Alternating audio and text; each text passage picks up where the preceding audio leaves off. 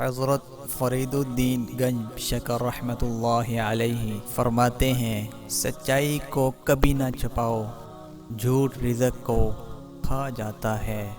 خوف گناہوں سے بچاتا ہے، دل کا سکون چاہتے ہو تو حسد سے بچو۔ جو سچائی جھوٹ کے مشابہ ہو اسے اختیار نہ کرو۔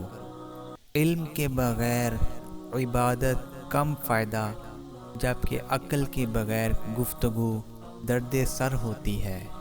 خودی کی تکمیل اس عبادت سے ہوتی ہے جس میں ظاہر و باطن سر بسجود ہوں۔ اللہ تعالیٰ کو اس بات سے شرم آتی ہے کہ بندہ اس کے سامنے ہاتھ پھیلائے اور وہ اسے خالی پھیر دے۔